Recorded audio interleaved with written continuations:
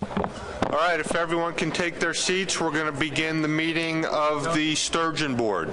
30 seconds.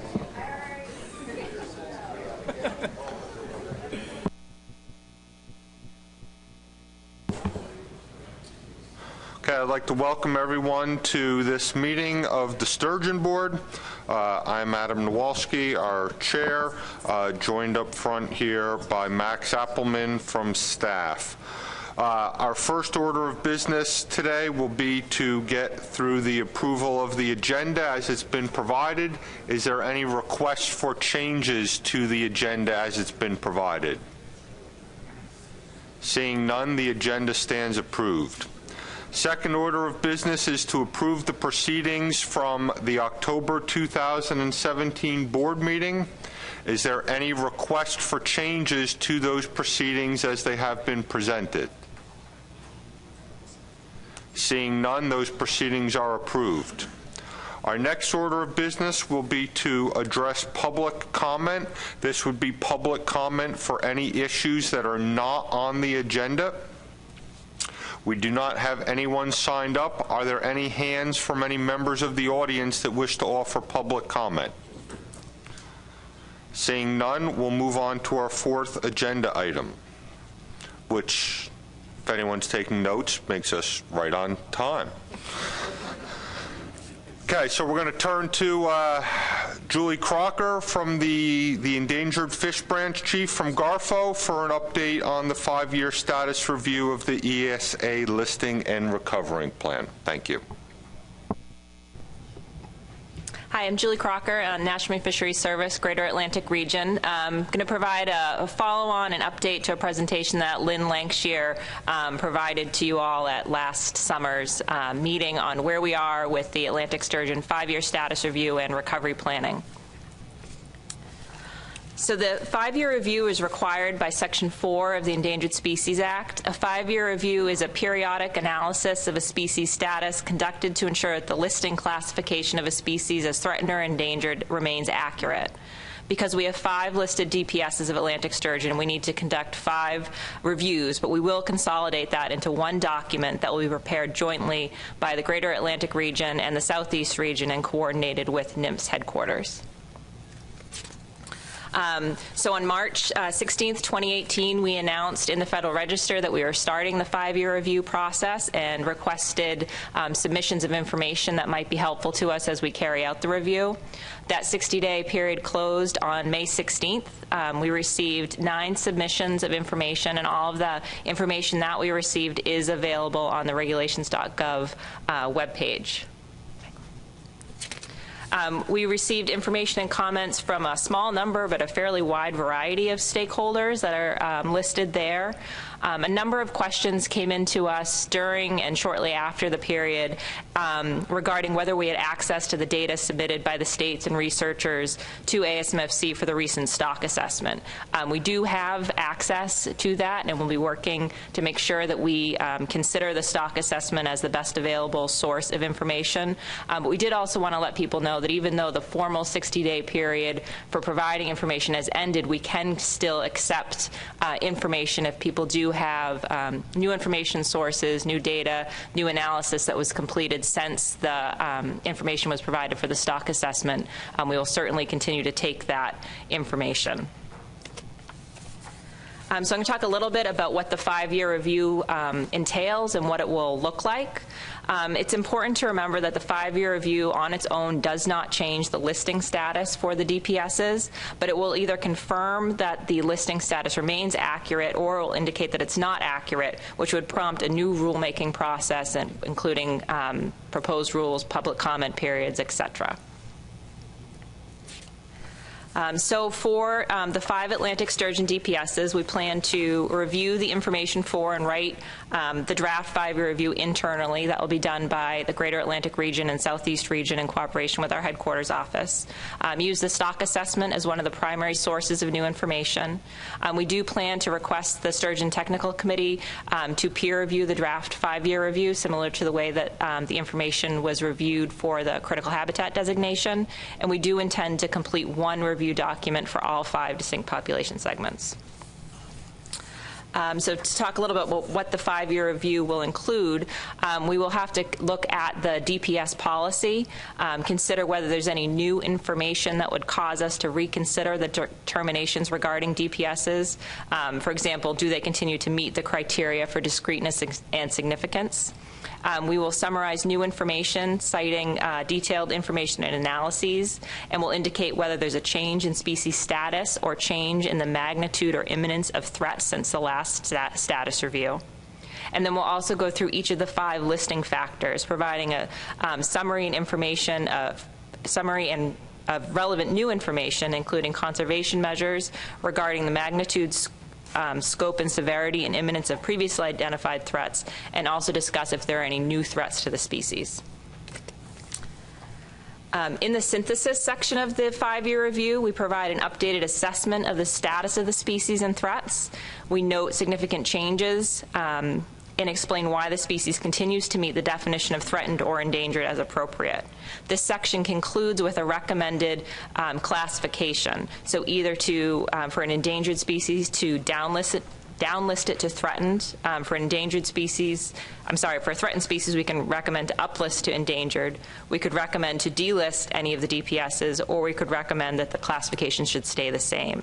Again, if there was any change recommended in the 5-year review, that would prompt a new rulemaking process. The 5-year review on its own cannot make a change to the listing status. So we expect the final product, the final 5-year review, to be ready in 2019. We hope to have a draft available for peer review in early 2019. There's no formal timeline associated with a 5-year review, but we would like to get moving on this and complete it quickly. There will be a notice of availability in the Federal Register when it is completed. And if anyone is interested for more information on what the 5-year review will contain, there's a template available on our website that we will follow for the review. So now I'm going to pivot a little bit and talk about recovery planning. So Section 4 of the ESA requires that recovery plans are developed for all listed species. And to the extent that we can work on both at the same time, we're also pursuing recovery planning for the 5 DPSs in cooperation with our headquarters office in the Southeast region. But given the focus on the 5-year review, we don't expect to get too far into recovery planning until probably this time next year. So a recovery plan is basically a roadmap for species recovery. It lays out the path and tasks required to restore self-sustaining wild populations for the species. And I'm going to talk a little bit about what the recovery plan will contain. But before I do that, as a preliminary step towards recovery planning, the Greater Atlantic region and Southeast region together developed a recovery outline for Atlantic sturgeon, which is really an opportunity for us to present a preliminary conservation strategy to guide the future recovery planning efforts. I think that was provided in the meeting materials, and it's also available on our website. So in terms of recovery planning, as I mentioned, we're just at the beginning stages. And at this point, we're really trying to figure out what the best format to go forward with is. We're working with Southeast Region and headquarters to determine what approach makes the most sense in light of species needs, limited resources, and differences in common threats across the DPSs. We could produce one recovery plan for all 5 distinct populations. We could produce 5 different recovery plans, which doesn't seem to make a lot of sense. Or we could break it up regionally and do a northeast and a southeast plan. We're also considering whether we should fold in short-nosed sturgeon to the Atlantic sturgeon recovery plan to update the 1998 recovery plan for short-nosed sturgeon. So we are looking for feedback, information, ideas people might have on what might be the most effective and efficient approach for recovery planning.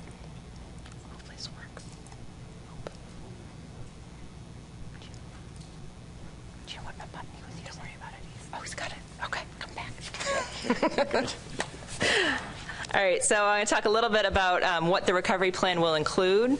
So a recovery plan must have recovery actions, recovery criteria, and estimates of recovery timeline and costs. So I'm going to go through those a little bit on the next slide.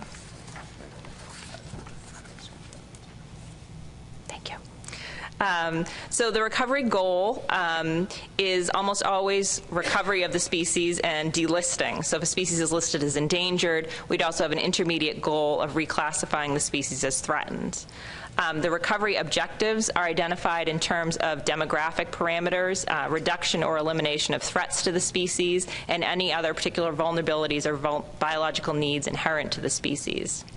The recovery criteria comprise the standards upon which the decision to reclassify or delist the species is based, and they need to be objective and measurable. They address threats as well as demographic factors and must be written in terms of each of the 5 listing factors.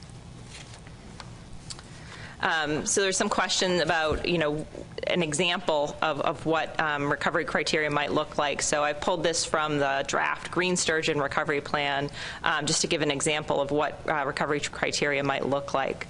So an example for a demographic recovery criteria was the adult southern DPS green sturgeon census population remains at or above 3,000 for 3 generations. In addition, the effective population size must be at least 500 individuals in any given year, and each annual spawning run must be comprised of a combined total from all spawning locations of at least 500 adult fish in any given year. So that gives you a sense of what a recovery criteria for Atlantic sturgeon could look like. Then we would also have threats-based criteria. And then recovery planning is definitely not intended to be a closed-door process. Section 4 of the ESA allows us to appoint recovery teams made up of public and private entities who would work with us to develop and implement recovery plans. And if a recovery team is necessary, NIMS would bring the team together by invitation. There's many forms that a team approach could take. We're likely to hold at least one workshop, likely in probably late 2019, focused on recovery criteria, trying to figure out how we would know that the species is recovered, and likely an additional workshop on how to identify and prioritize recovery actions. We also expect that at the beginning of the recovery planning process, so probably sometime in 2019, we would put out a public notice soliciting information and public comment for us to consider as we developed the recovery plan. All recovery plans are made available in draft for public comment. So we would be doing that and likely also reaching out to the technical committee for peer review of the draft plan, particularly focused on the objectives and the criteria and the recovery actions. And that is what I have. I'm happy to answer any questions as time allows. All right, very good, Julie. Thank you very much. So there is no specific action item that we need to act on as a board today, but would certainly entertain questions and discussion. So let me see a show of hands of who has questions or discussion. Okay, so I've got Lynn, Justin, Chris, and John. All right, we'll start with Lynn. Go ahead. Thank you, Mr. Chair, and thank you for your presentation. I just wonder, with the recovery criteria, and I'm pretty sure I know the answer to this, do those criteria come with funding, and how do you deal with the fact that you have recovery criteria that nobody has the money to monitor toward? Is the money taken into account when you develop those criteria? So we do need to identify a cost of recovery, and the recovery actions are typically broken down as to who we expect would carry those out. The recovery plan wouldn't come with any new funding, so that's always a concern as to how to actually get all of this done in the current climate. Justin Davis. Thank you, Mr. Chair, and thanks, Julie, for that presentation. There was a bullet in one of the slides relative to recovery plans that talked about site-specific criteria or site-specific objectives, and I guess my question was just what constitutes a site? I mean, we're talking about an individual river system or the whole Atlantic coast, or, I'm just kind of curious about what sort of spatial scale you're talking about there when referencing site-specific things. So I think that is in reference to the recovery actions, that the recovery actions need to be specific. For example, I have an example of a threat-based criteria for the green sturgeon recovery plan. It says volitional passage is provided for adult green sturgeon through the YOLO and Sutter bypasses. So that's sort of, that activity and location-specific portion is important to identifying the recovery actions, so that they're specific and can actually be acted upon. Next, Chris Betsavage. Thank you, Mr. Chairman. Julie, you gave, with green sturgeon, you gave an example for their recovery plan of trying to recover 3 generations of green sturgeon. I guess to get a sense of how that would look for Atlantic sturgeon, if there was something similar in place for Atlantic sturgeon, how many years would that represent as far as trying to recover three generations of sturgeon? Trying to get a sense of when this is put together, how many years would we expect it to take in order to hit some of these the recovery criteria in the plan? Sure. So I don't know enough about the differences between green sturgeon and Atlantic sturgeon to say, would we use these, comparable criteria or not. But looking at recovery plans in general, they typically look at, somewhere between, 25 and 100-year horizon. So looking at, a long horizon with, very significant price tag attached to them is not unusual. John Clark. Thank you, Mr. Chair. Thank you for the presentation, Julie. I'm just wondering how this ties in. I know the recent actions that are proposed by the Fish and Wildlife Service and with NOAA Fisheries about the ESA, and just reiterated that delisting criteria will be the same as listing criteria. When you gave the example again about the green sturgeon, you were talking about actual numbers of fish, and yet with Atlantic sturgeon, there was no population actually estimated, was there, when they were listed?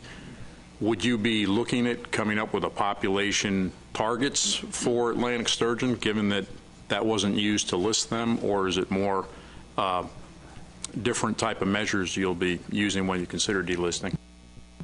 So that's going to be one of the things that we're going to be looking for input and advice and comment from, is really to consider what makes the most sense for those recovery criteria and matching them up to what the available information is. We don't want to set a set of recovery criteria that's so quantitative that they can never be reached, because we don't ever expect to have that information. So we will need to match the recovery criteria to the types of information that we have available.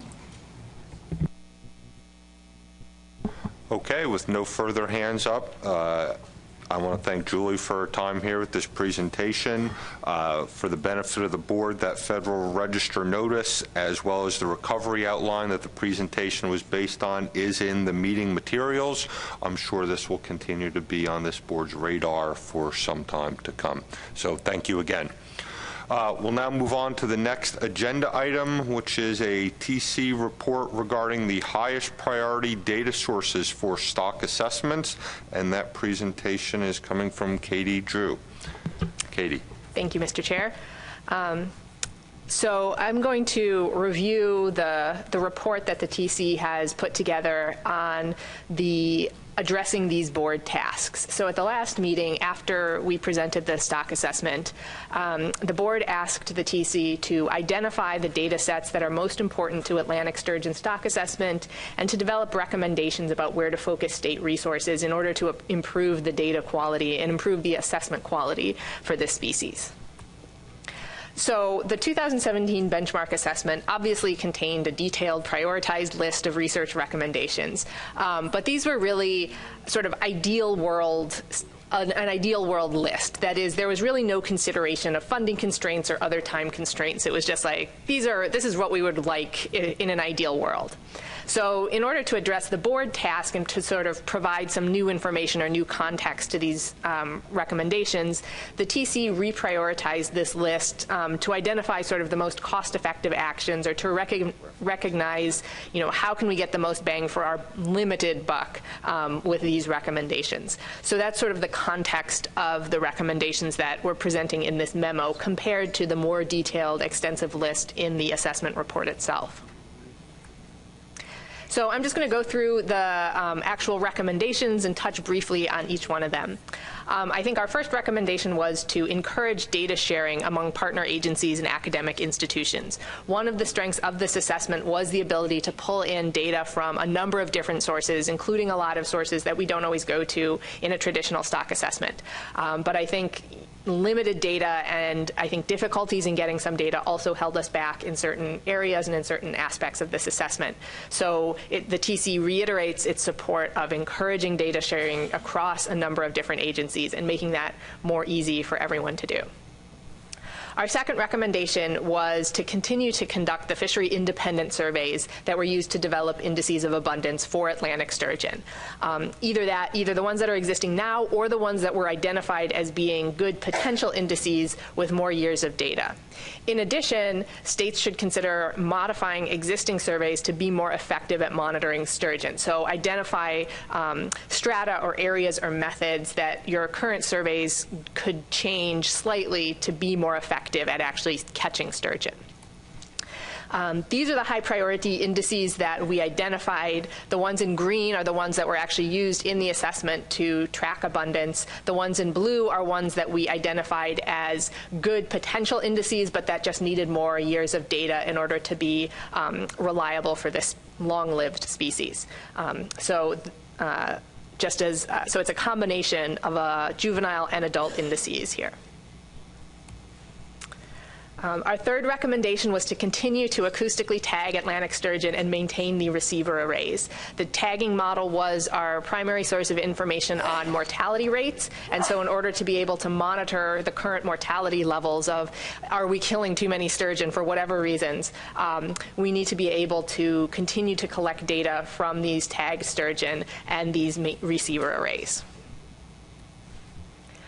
Our fourth recommendation was to collect and improve data collection on the incidental catch of Atlantic sturgeon.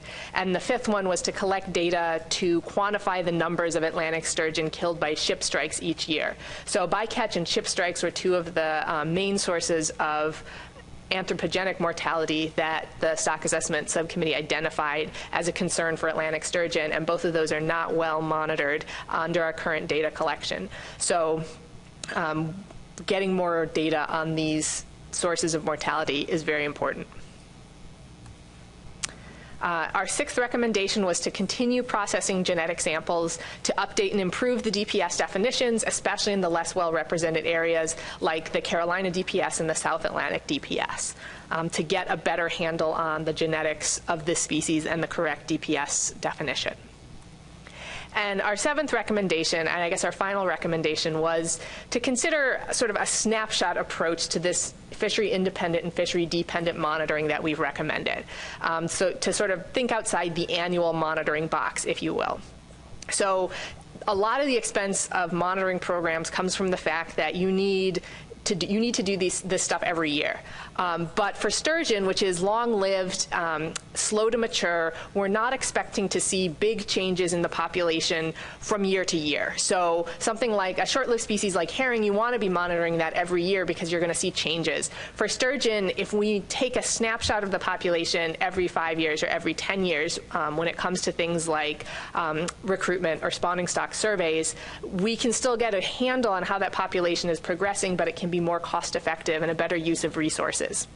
And this can also let us take advantage of short-term funding opportunities. So SK grants, things like that, where an SK grant isn't going to fund a long-term monitoring program, but it can fund a 2 to 3 year study of spawning stock biomass in a river, and then come back in another 5 or 10 years and say, how are we doing compared to that original study?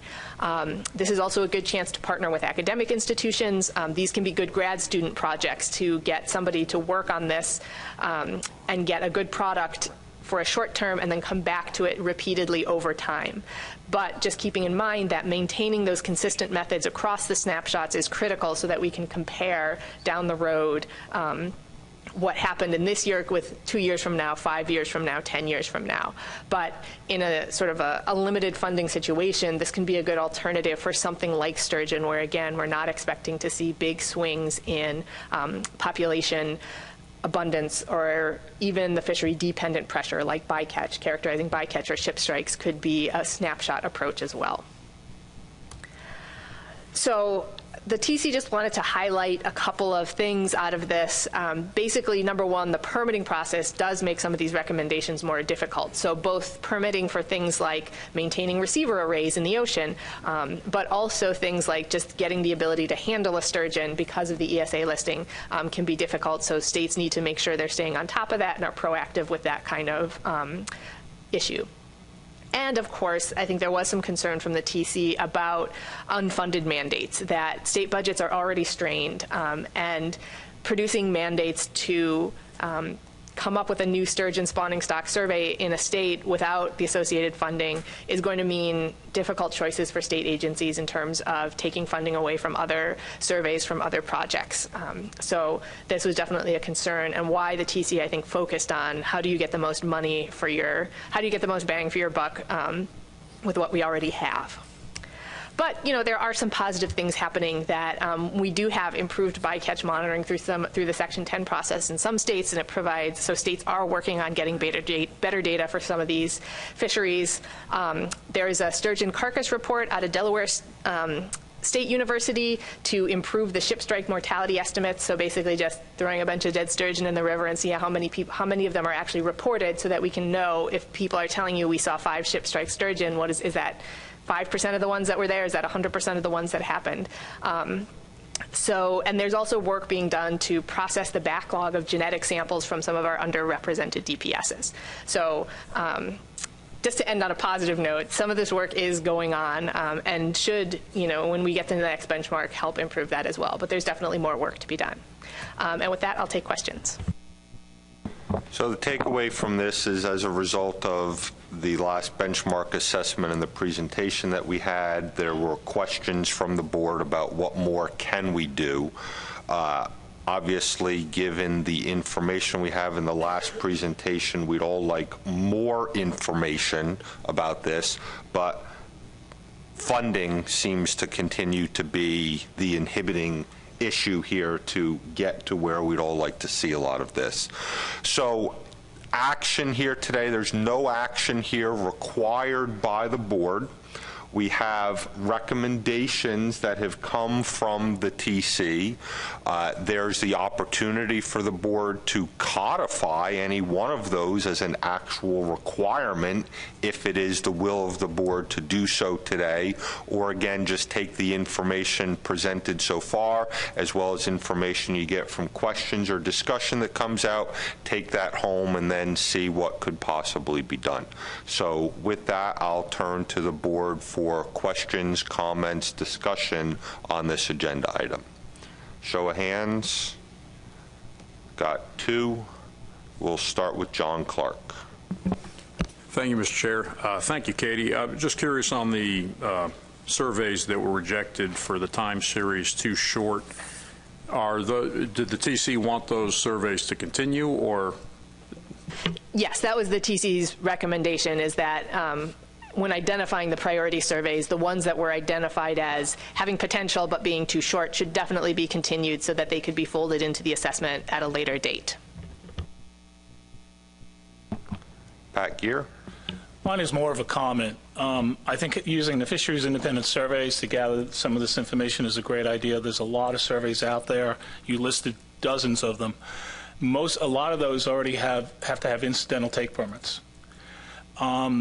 If we ask them to go ahead and modify or add a new strata to target sturgeon, ironically, they're going to catch more sturgeon, which ironically will go over their ITP. So that has to be addressed somehow, and it's happened. It's happened in some states already where they're seeing an increase, year after year in what they're catching in their surveys, and they have to go back and ask for an increase in their allowable take.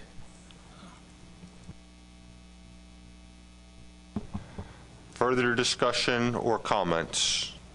Hopefully this information from this last tasking has been helpful to the board, and again, we can take some of this information home and hopefully translate it into some results. Thank you for the presentation, Katie. Next, turn to our next agenda item, which at the end will require board action, and that will be consider approval of the 2018 Fishery Management Plan review and state compliance, and Max will be giving us that presentation.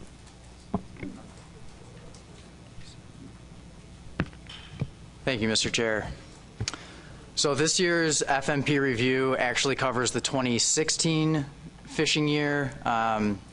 Because compliance reports are due at the end of the year covering the previous year's fishery, there's sort of this lag in the reporting period and when the actual review report is developed. So this is the 2018 review of the 2016 fishing year. So first was status of the FMP and fishery. The fishery is still under a moratorium, implemented through Amendment 1 in '98, and then carried into the EEZ in '99. And the moratoria are expected to remain in effect until 20 year classes of spawning females are established. Moving to status of the stock, so we know that all 5 DPS of Atlantic sturgeon were listed under the ESA in 2012, 4 of which were listed as endangered, and 1, the Gulf of Maine DPS, listed as threatened.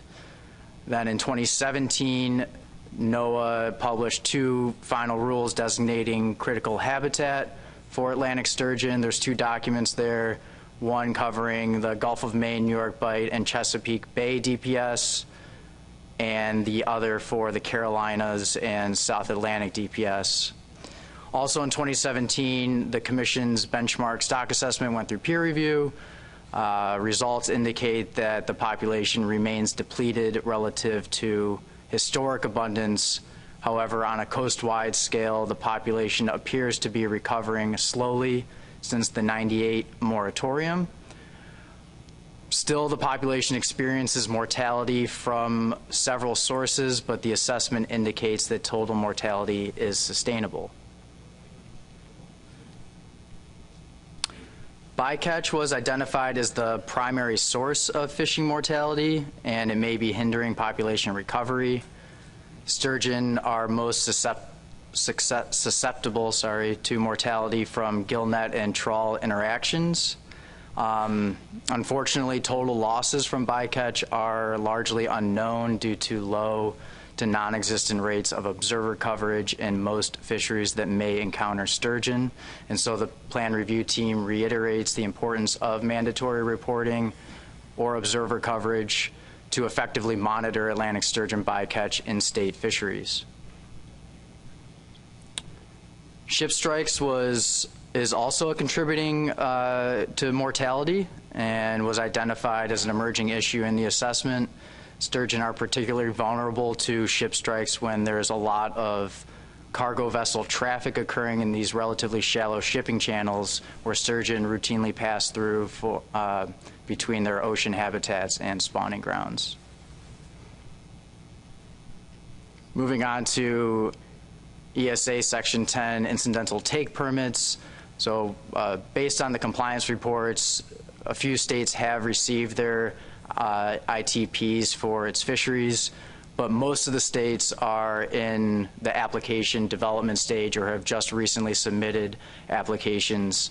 And the recommendation from the PRT is familiar. It's just to continue to coordinate with the Commission regarding the status of those permits, and we've summarized the status of those permits in the report, and if you just take a look and let us know that we're up to date, that'd be helpful.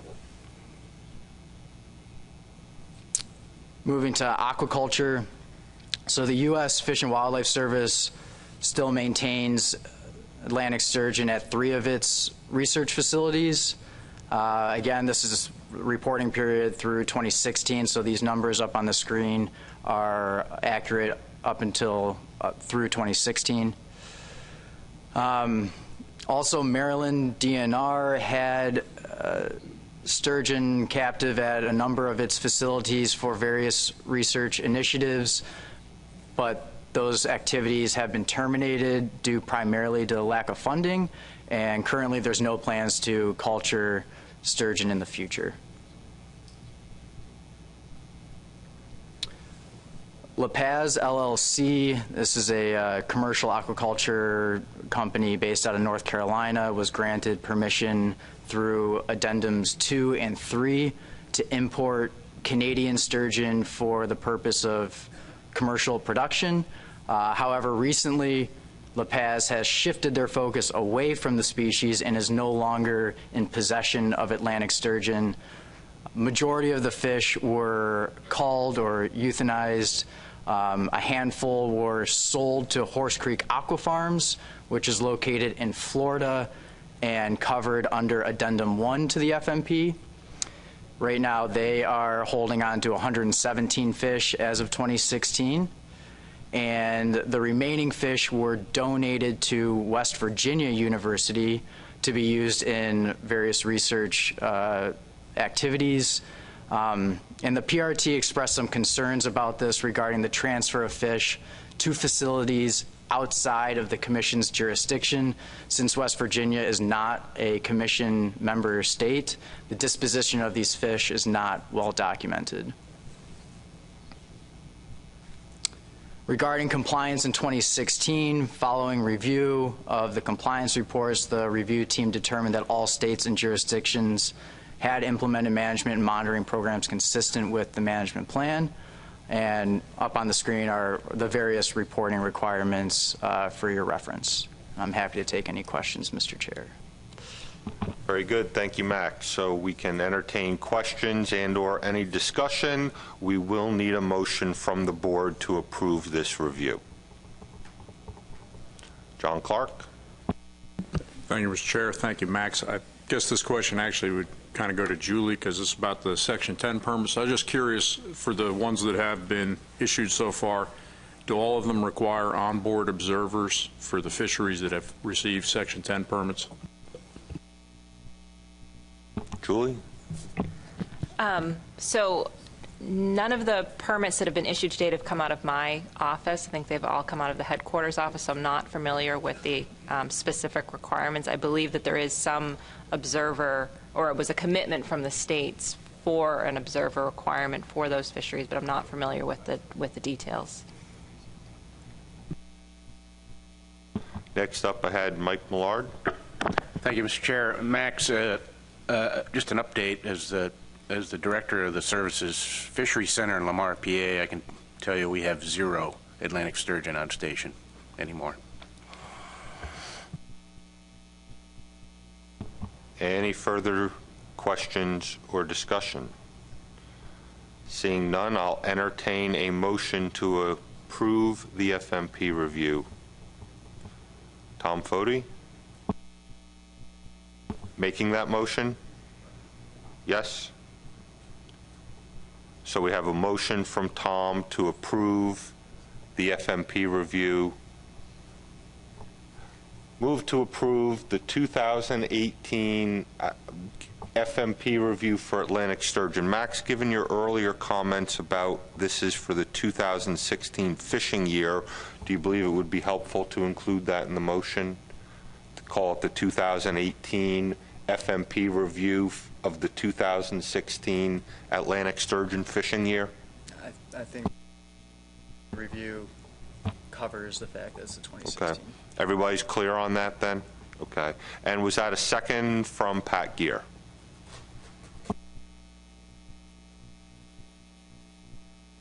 Any discussion on the motion? Can't imagine there would be any, but any public comment on the motion? No, seeing none. Is there any objection to the motion as presented? Okay, seeing none, that review stands approved, and that'll move us along to the next agenda item. Tina Berger. Tina. Good morning, Tina.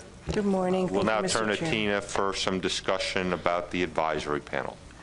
So the advisory panel was established over 20 years ago, and that was sort of the last time they met when they provided input on Amendment 1. Given the fishery has been under a moratorium, We've kept them abreast of emerging issues, but they have not met since 1998. The membership is whittled down, and given that the assessment showed very little change in the stock status, we don't see the need for the advisory panel to be maintained, at least at this point. And staff's recommendation would be for the board to disband the advisory panel. We can always reestablish a panel when and if that's necessary. If the board chooses to maintain it, we'll do so, but we just thought it doesn't make sense to maintain a primarily defunct AP. Thank you. Thank you for that, Tina. Turn to the board for discussion, comments, and again, this would be the consideration of a motion if it was the will of the board to act on this. Pat Gear. Just a question for Tina. There was no members of the AP who wanted to comment on the ESA listing? I'm going to punt that back to Max. I don't know if he reached out to the AP on that. The ESA listing was before my time, but it's my understanding that they did not meet as a panel of the commission to provide their comment on the listing, that they were made aware of the opportunity to provide comment and might have done so as individuals. So I think it would really be at the discretion of this board whether there were issues that we wanted to specifically charge our AP with trying to get comment on. Given the time frame since they've last met, I think that would need to have some review by the states of their current AP memberships as well. I'm guessing most are likely not up to date. Lynn Fegley? Thank you, Mr. Chair. I was just wondering if it would be useful for the board to have an AP panel to provide input on the 5-year review, since Julie said she was going to be looking for comment. I don't know if that would help, Julie, your efforts, or I'm just curious if that would be something they could do. Again, I think that would be, I think Tina and staff have brought the issue before us, is that we've not had a formal AP meeting for this species in a very long time. So the question is, what do we do? Staff made a recommendation. It's the will of this board if we feel that there is the need for the AP to continue, and then in that case I think it would be worthwhile in making sure we get the AP up to date, as well as finding tasks and specifically engage them moving forward, would be my thoughts. Richie White. Thank you, Mr. Chair. I'll make a motion to disband the Atlantic Sturgeon Advisory Panel at this point. Motion made by Richie White, seconded by Ray Kane. I had a couple other hands go up, so let me turn to them for discussion. I'll first, though, ask Richie if he feels any further comments needed on his part. Shaking his head no. I had hands up from Roy Miller and Tom Fodi. Roy. Thank you, Mr. Chairman. I kind of like Lynn's suggestion of considering an advisory panel to provide comments for the 5-year review. Otherwise, the obvious question is who would do that review? Would it be just a technical committee without input from any advisory panel? Perhaps you have an answer to that, Mr. Chairman? I do not personally. I'll look to my right to see if there's any input on who would do that. Shed some light on. Max is going to give that a go. So I'll just make the board aware of how we went about this in the past with the ESA listing and most recently with the critical habitat designation. What happened is that the technical committee did not formally as a group provide comment or review on those draft reports. Instead, staff reached out, on behalf of NOAA, reached out to the technical committee to ask for a handful of members to take their own time to provide a review on those documents. And that's sort of the approach that we see happening with any other ESA-related documents down the road. Next up, I had Tom Fodi. With the implementation of the Atlantic Coast Conservation Act, it was important that we basically, one of the charges that a bunch of us made was that we'd have advisors to every board from the community, the recreational and commercial and the environmental community on the boards. Except the board hasn't met in 20 years. I'm a little hard pressed to push to basically continue running a board, even though I feel strongly that we should have an AP board for every species. You know, it just basically says we're not going to have the board for the sturgeon since nobody's met in 20 years. I don't know.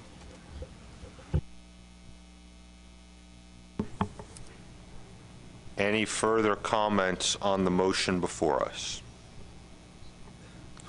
Seeing none, I'll give the board 30 seconds to caucus.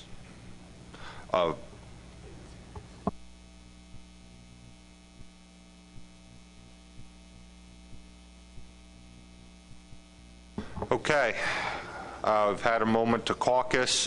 Before we vote on this, I'll just simply ask if there's any comment from public on this.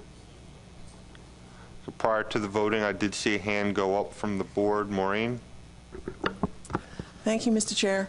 As you know, I'm kind of new at this, so I'd like to ask, if this panel hasn't met in 20 years, is it because the panel as a group itself chose not to meet, or were they not called to meet by the commission? Go to Tony. They haven't been called upon to meet because we haven't had any actions to bring forward to the panel, because there's been a moratorium for the last 20 years. So any actions that have been taken for Atlantic sturgeon since 1998, we just didn't, the panel was not just called to participate? So this board has not had any management actions. Obviously, there have been actions that have taken place at the federal level, and this board has not asked formally for the AP to provide comment through the board to the entities that are enacting those actions. Those AP members that remain have had the ability to, and I'm sure some have, directly commented on it, but we as a board have not asked them to provide us and then provided that comment on. Thank you.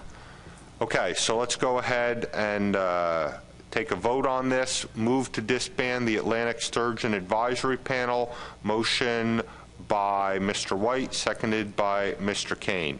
All those in favor, please raise your right hand.